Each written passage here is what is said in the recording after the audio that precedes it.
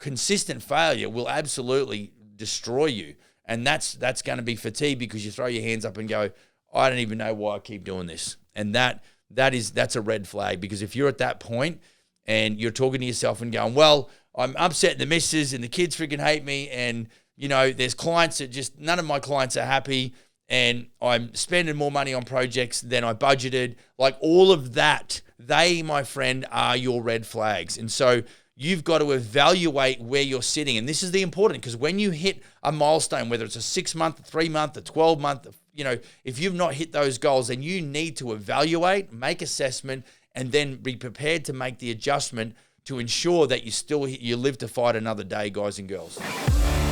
How old are you going to be before you start to experience life like you want it? I want to tell you right now, whether you like it or not, there is a better way to do business. Hi everyone, welcome to the Business for Builders podcast. I'm your host, Max Peterson, CEO at Smith & Sons here in Canada. Welcome to you if you're in YouTube land, and it's great to have you along. Trust you're doing well, whether you're listening to this in between meetings, or you're rolling down the highway, or maybe walking around the hardware store, or pumping iron at the gym. Good for you. Hope you're enjoying it. Love to have you with us. So, as usual, like and subscribe. We appreciate your input too, your feedback. It is sort of my oxygen, good and bad. It's not a perfect world, and I'm certainly got plenty to learn. But if we are helping you out, we appreciate the feedback. So that's golden. And also be sure to check out, community in this game is such an important part. So be sure to check out the Business for Builders VIP private Facebook group. And, there's a bit of stuff going there, and we're going to do more with that. And be sure to hit us up. We do a lot of whiteboard sessions, under the hood sessions on that platform. And we would really love if you got some questions around any component within the building and construction sector. I would love to jump on the whiteboard and film a few of those, teaching sessions, 3 to 5 or 7 minute teaching sessions, and see if we can't add some value to you and your business, because we're all about building high performance construction companies. And high performance means one that provides a dividend to you, the business owner, and also provides some sort of lifestyle, because systems give you leverage, and leverage gives you lifestyle. Righto, today I've got a cracking subject to cover, and hopefully it does bring you some value and makes your life better, both as a business person and also your life outside of work. So. Basically, how do contractors avoid fatigue in business?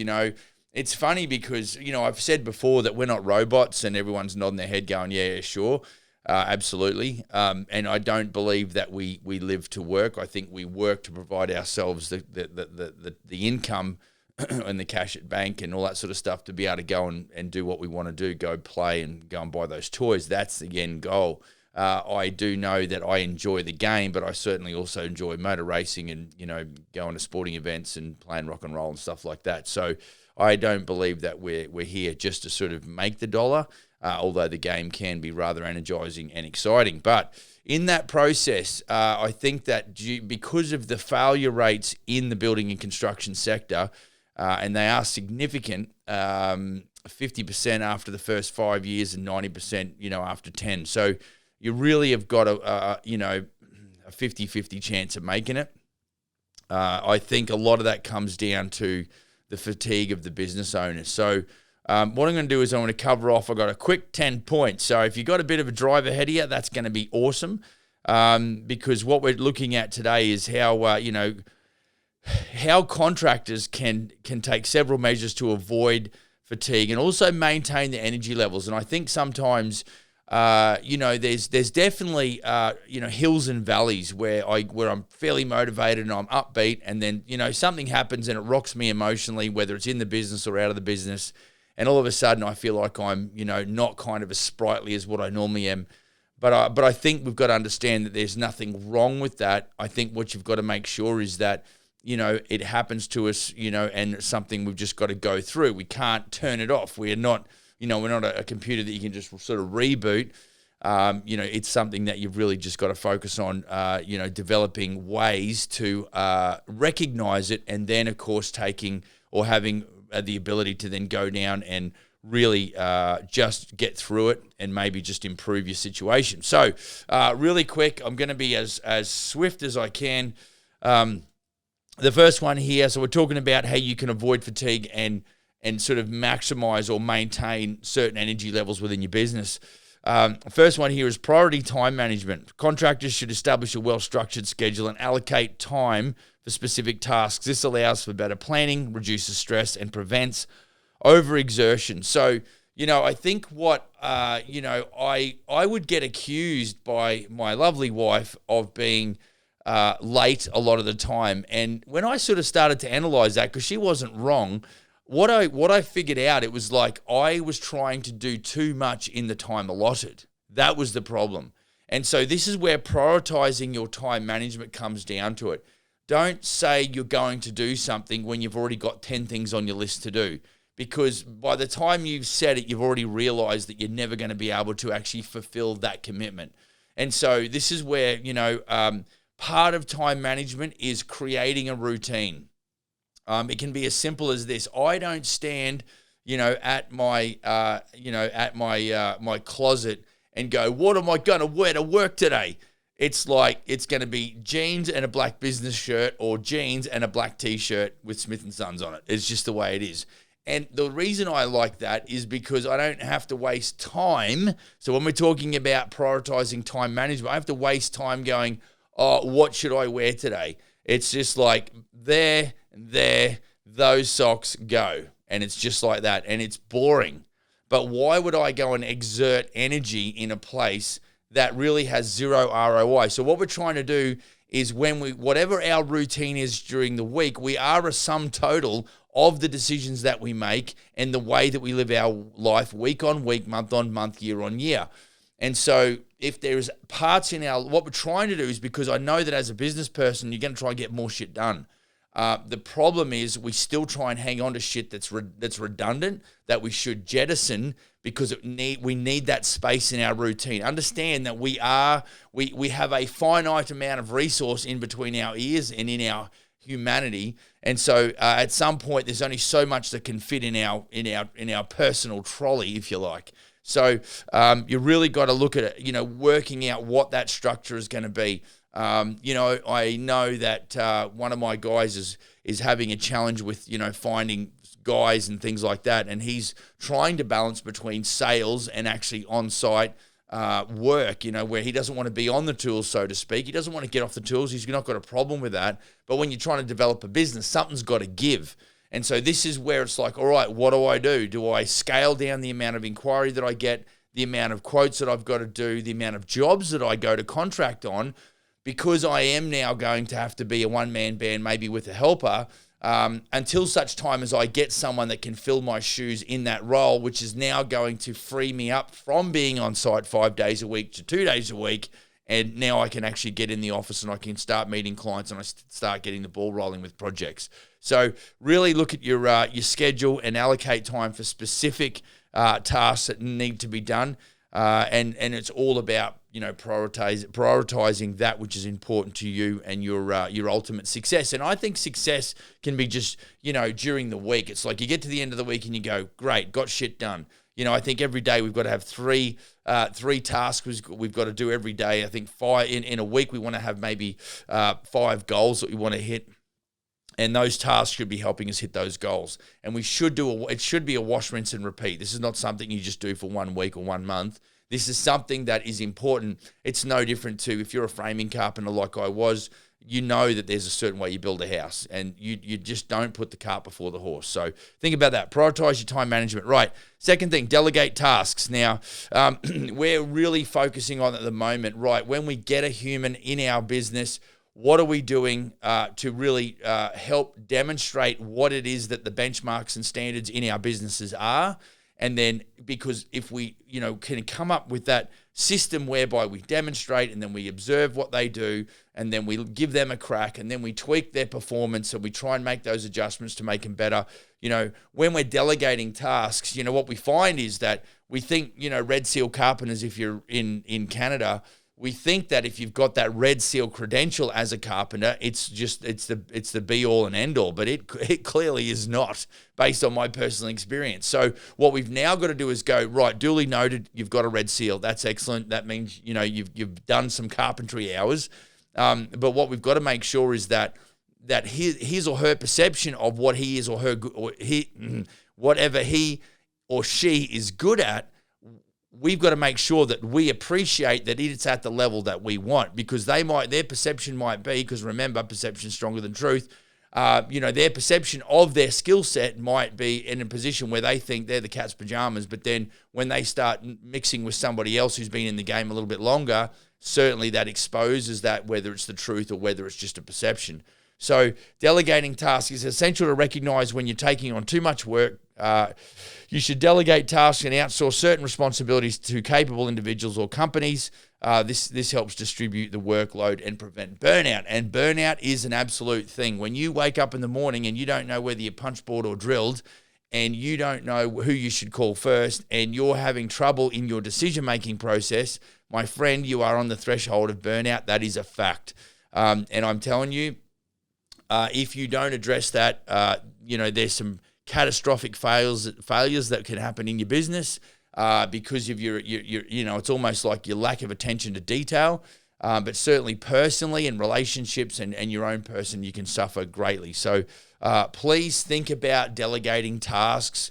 Think about the challenges that you face as it relates to delegating tasks. Think about the challenges that you face when and who you delegate those tasks to and why, and start to figure out, some of the, if you can highlight, it's really cool what we call a gap analysis. If you can figure out where the gaps in your program, in your system are, you can then go to the marketplace. You can go to Google, you can go to YouTube, and you can start cross-referencing and look for ways that are simplistic, that are not overcomplicated, that enable you to systemize your business, because systems give you leverage, leverage gives you lifestyle.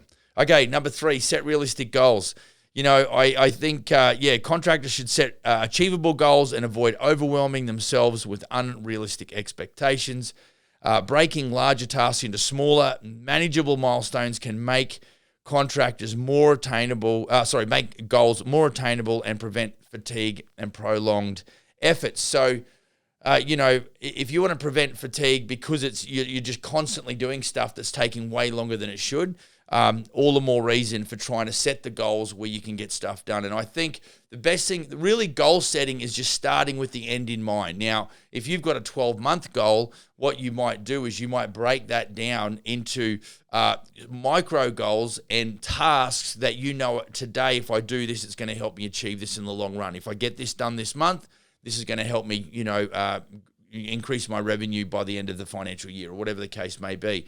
So, setting realistic goals gives you a little bit of clarity around, okay, what do I really, really want? So I think, like we say in the contract world, or when you're dealing with clients or vendors or subcontractors, if it's not in writing, it doesn't exist. I think for the same, when we're goal setting, we got to be understanding that you really got to define fairly clearly what it is that you're trying to achieve. Now, you might have short-term, mid-term, long-term, so maybe 1 year, 2 to 3 years, 5 to 10 year goals, and they will be broken down into segments, but they are all interdependent. So you might say, look, my goal in 10 years is to have this style of business, to achieve this kind of revenue targets. And then, of course, your 2 to 3 year plan might be on the way to that. And of course, your 1 year plans, that might be something just to go, boy, if I can just get some really basic systems and I have my sales process documented, and I can have a really good project management software that's got all the parts that I need, that would be a great foundation after to having achieved in the first year, which is going to help me on my way to my 10-year long-term goal. So it's super important that you set goals with a realistic, I think you want to set goals that are just out of reach but not out of sight. It's super important that you don't really, set something that's just, and I'm not saying that you don't set a 10 goal that is a BHAG, which is a big, hairy, audacious goal. I'm not saying that. I'm saying that you need to be realistic when you're trying to reach those goals, and they're a part. You've then got to integrate that into your routine, that I just talked about in point number 1 about prioritizing your time management, here's where the juggle comes in, right? And here's the thing too, if you set a goal and you miss, you need to have the ability and the intestinal fortitude and the humility to reset the goals. I see a lot of guys that go goal setting and they didn't hit their goals first time round, and then they don't go and do any more goal setting, which is ridiculous. What you need to do is have the humility to go, right, I didn't hit my goals. Maybe the goal was too big. Maybe I didn't have the equipment. Maybe I had a lot to learn and I didn't realize how much I had to learn, and therefore I didn't hit my goal. So have the humility and the maturity to be able to reset the goal. Right, number 4, take regular breaks. It's crucial to incorporate regular breaks into your workday. Short breaks every hour or 2 can help you recharge the mind and body, reducing fatigue and increase productivity. We were chatting with the guys yesterday, and I was actually on site just helping one of the guys out, and we got chatting, and I said, boy, oh boy, I'd kill for a burger right now. And it was about 2:30. He looked at me and says, "You don't get hangry, do you?" And I said, "What's hangry?" He's like, where you so freaking hungry, you just get all cranky and angry and all that sort of shit. And it's kind of real. I remember a day when, if I was on the tools and I wasn't quite putting it together, and like, you can get this anywhere. You can get it framing where your brain's not working, or you're swinging doors and shit's just not working out. It's frustrating you. It's overwhelming you. It's beating you up. It's a lot of that time I've just gone, you know what, screw it, time out. And I'm just going to sit down for 45 minutes. I got to think about something else. I got to, I think there's some merit in recognizing when what we would say in Australia, I think it's an Aussie term, Aussie saying, but it may not be. Correct me if I'm wrong. But it's like if you can realize when you're flogging a dead horse. Another business coach that I've dealt with in the past, Tony would say, the horse is dead, dismount. Sometimes we're trying to flog a dead horse and get production, and sometimes internally we're just like, we just cannot do this anymore. We just, and I'm not saying that you got to quit for a week. I'm just saying that sometimes during the day, the snow thing really bothers me, because I love to go and pound the pavement out the front here, and if I'm on the phone, get me out in the sunshine. And sometimes people will go for a walk at lunchtime, and I totally subscribe to that, because we are a very organic creature, and I think sometimes we need to take stock of where we're up to. And you can come back after a short break. You can come back in, and you're totally re-energized and ready to go again. So take regular breaks. Number 5, maintain a healthy work-life balance. Contractors should strive to maintain a healthy balance between work and personal life. You got to set boundaries, allocate time for relaxation, hobbies, and spending time with loved ones can help prevent chronic fatigue and maintain overall well-being.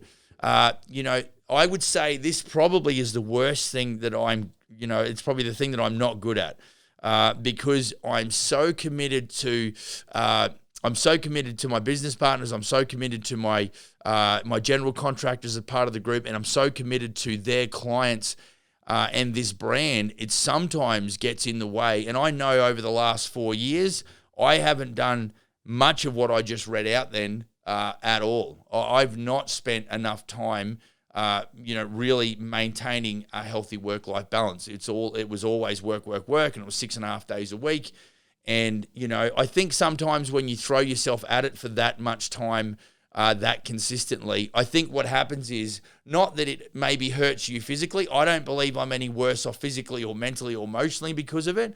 But maybe my ability to ascertain situations and to really understand or to make decisions on the fly quickly, or to make the right decisions on the fly quickly, maybe that was a lot of the subtleties around that really compromised my performance. So it's not like, hey, and I don't get caught up in, I've got to have work-life balance. Like you don't hear that come out of my mouth, but I know for a fact that getting up in the morning and sitting on my patio with the laptop and enjoying the view and in the sunshine, that does something to me that's positive. And it's those micro things that are good for you and I. It's like I've heard this saying, don't stop smelling the roses, or you've got to stop to smell the roses. You do have to do something that is not just business oriented or financially oriented or something like that. And so that work. I mean, I love motor racing, and we love the karting world. I love being a competitor in that sector. It just absolutely invigorates me, and I love winning. Don't do a lot of it, but I do enough of it. And the other thing is I love playing rock and roll. So, playing in a Rolling Stones tribute band at the moment, that's work, but it's a different kind of work. And so, it's really, you got to focus on what you need to do to get what's yours and what you need. Because I'm telling you, it's funny, when I was researching this, a saying come to mind that said, if you lose your mind, you neither win nor live. And I went looking, I'm like, who was that? Who quoted that? If you lose your mind, you neither win nor live. And I thought it was going to be some NFL coach or, some tennis coach or some business mogul or something like that. Turns out it was the outlaw Josie Wales, which was played by Clint Eastwood in 1976. So, I wouldn't throw that down as being, a philosophical angle, but I think it's true. Because the way we think determines how we feel, the way we feel determines our actions and our activities, and of course that breeds or develops routines, and therefore those routines actually the result is what we achieve in our lives based off of those routines. So remember, the game is won and lost in the mind. So keep it together and keep looking after yourself in that regard. Try and maintain a good work-life balance. Right, which brings me to number 6, which is practice self-care. So, exercise, proper nutrition, sufficient sleep, that's going to help you avoid fatigue. Taking care of physical and mental health helps maintain high levels and improves focus and productivity. And I know this is really where it started for me when I started to think about, okay, what is burnout? What is fatigue? Do contractors suffer from it? And that's an understatement. Of course they do. And so, for me, it's like, okay, I've worked out my sleep clock is 6 hours. So it doesn't matter whether I get 6 or 8 hours. I don't tend to feel any different. I'm currently on a little bit of a weight reduction program. So I'm probably, losing a pound a week, which is not much, but it's sustainable. And that's a certain thing that's important. But I've had to then also get a routine and structure about, right, so if I'm going to do something in the world of weight loss, how am I going to do it? And, I've tried stuff. I've done shit from CrossFit to go to gyms, to keto and all the kinds of stuff that's out there. But really, I've just settled on my routine and how I do it. I make sure I drink 2 liters of water, 1 liter straight out the gate when I get out of bed. I make sure that I work a calorie deficit every day, and I really try and reduce the amount of sugar intake, and also try and do 5 to 10,000 steps a day regardless. And so there's those. I'm not saying I'm definitely I'm not a nutritionist, and I'm not an exercise expert, and I'm certainly not a weight loss guru. But what I'm trying to do is, I know that at what I want to do in motor racing, I know that the weight really affects my performance. So to lose some pounds, A, is really good for the health, and B, it's going to help me. It's going to help me hopefully win races. So practice self-care, whatever that is for you. And again, we all need help in all of this, so go and do your own research and really figure out what you need to put together in the way of, and this is where it comes down to time management. You're busy. What can I fit into my routine? It's not, for you to say, well, I've got to spend 3 hours at the gym and like who, I don't know, unless you're a CrossFit trainer or you're a guru, like you're not going to be, us contractors, I'm talking about general contractors right now, we are not going to be able to do that because our demand on us already from clients and everything else is so great. So figure out what it is. Think about it. Sit back. Go, okay, what have I got to do? So grab each of these points and really do some homework on each of these points. Okay, number 7, stay organized. Contractors should establish efficient systems for organizing tasks, documents, and information. Being organized reduces stress, prevents time wastage, and minimizes the chances of errors that can contribute to fatigue. I know that if you're letting people down, that's going to be an indictment on you. You're going to place that indictment on yourself. Your clients are going to give you a hard time, let's say, and you're not in a happy space. And so for me, I think what I strive for, if I was building full time, I'd want to have all of those silos or all of those departments at an 85 to 90% organization, completion, high levels of satisfaction level, simply because I know how it makes me feel. If you go into my office now, it's pretty busy, but I like my desk organized. I like to have places for things and things in their place. I don't mind a little bit of organized chaos on the fly, right? We're in construction, we do a lot of demo, but I'm always monitoring and keeping shit organized on the fly because I know what it does to my soul. And that small amount of success, micro success, actually helps me feel happy about myself. Progress, I think Tony Robbins says that progress is the quickest way to happiness. And we're not talking about massive leaps. I think there was another YouTube video going around that I use in training which talks about make your bed in the morning, if you do nothing else during the day, make your bed. So when you come home, you've got some feeling of satisfaction that you accomplished something. So, I think keeping organized, looking for systems, how you can stay organized and look at reporting mechanisms. And maybe you need someone to be accountable to because you're a bit of a sloth.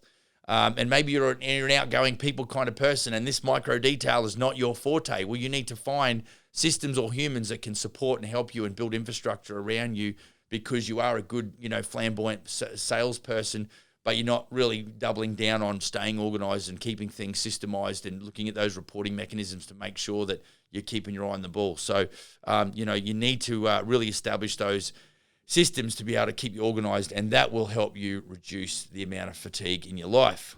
Point number 8, 3 to go. This one and 2 more. Okay, seek support. It's essential to build a network of supportive individuals such as mentors, colleagues, or business coaches. Sharing experiences, seeking advice, and discussing challenges with others can provide valuable insights and alleviate the burden, reducing fatigue. So, we have the Business for Builders VIP Facebook group, and this is where we're talking about collaboration and we're talking about community, and that side of the business is something that is not regularly available in the field.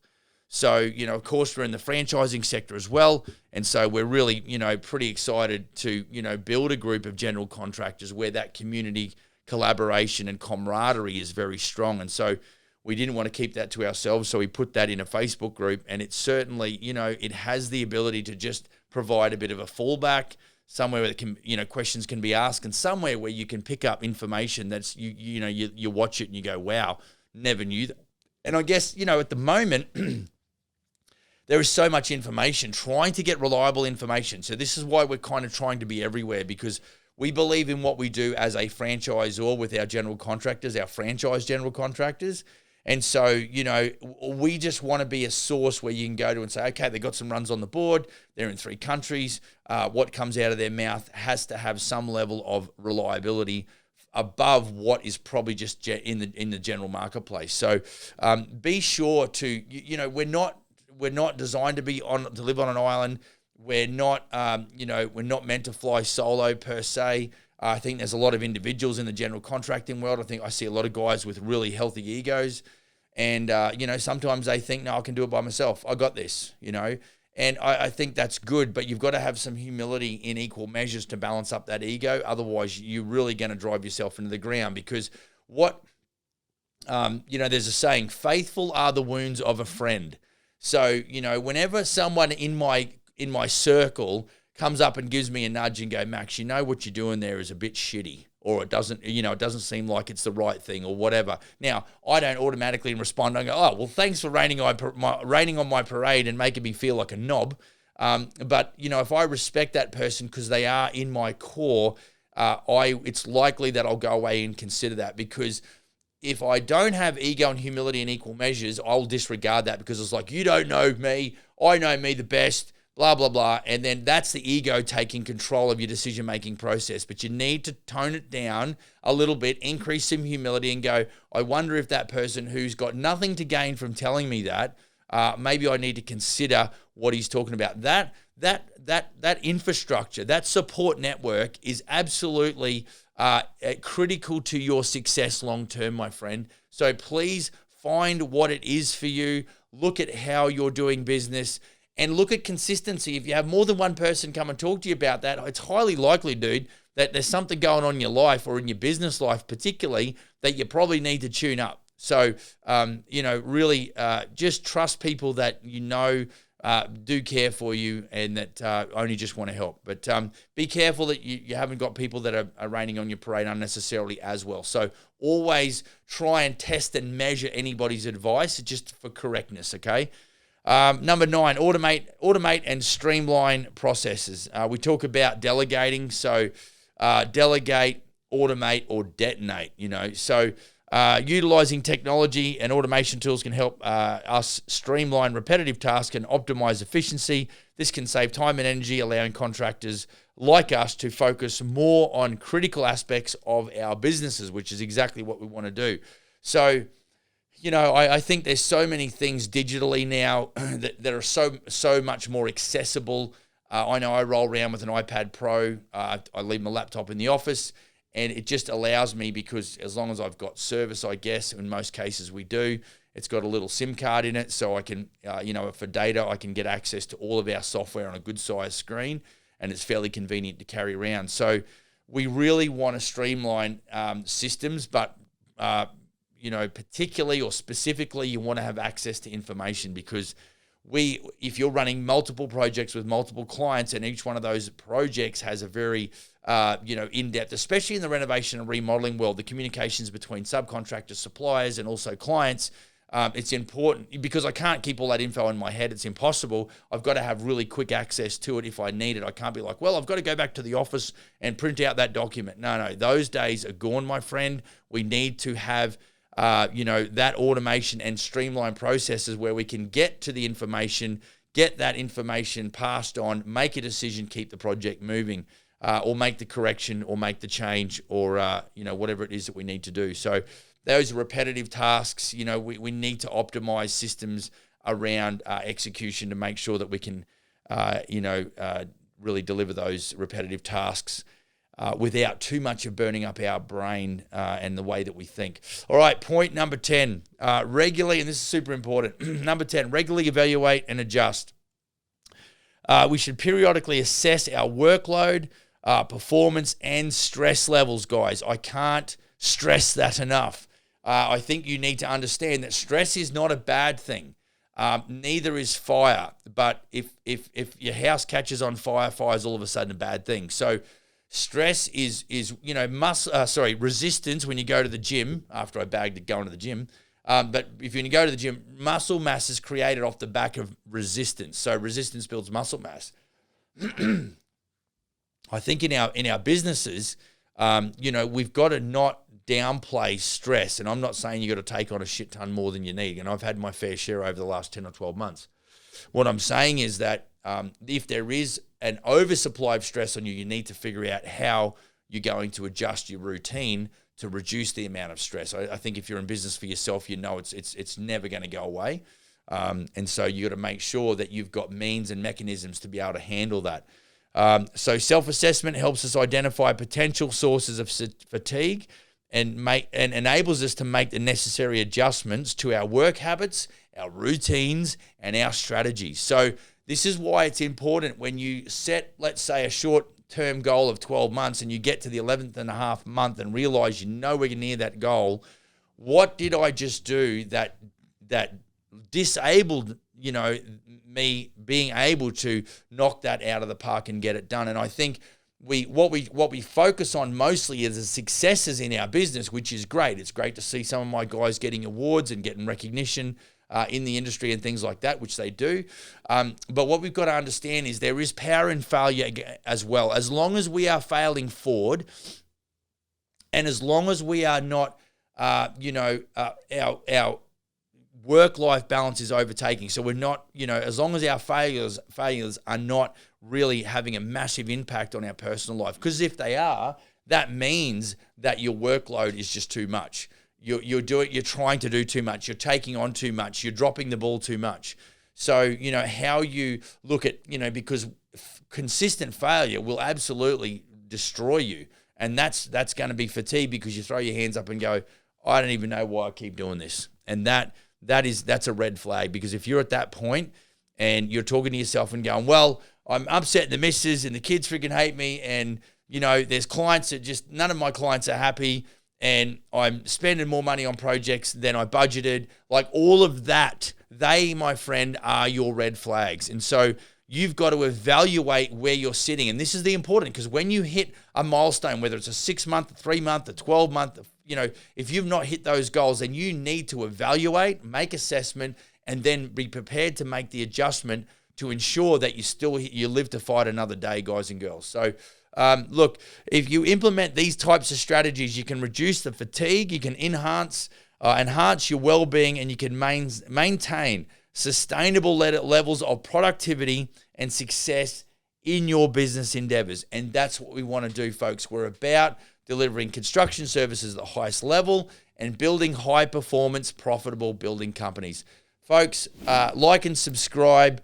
I hope that helped you today as you've been doing what you do in your business or personal world. Make sure you check out the Business for Builders VIP Facebook group. Get across there. If you're a good sort, I'll let you in. And, we really want to survive the drive, folks. We're not about having flash-in-the-pan success. We want to see long-term, consistent, generational success. Guys and girls, think about the next generation. I got 6 kids. Think about what it is that you're going to be doing in 15, 20 years from now and what your business is going to look like. Do not discount the importance of setting generational goals as well. Have a great day. Go build that kick-ass business. I'll see you on the next episode. Cheers.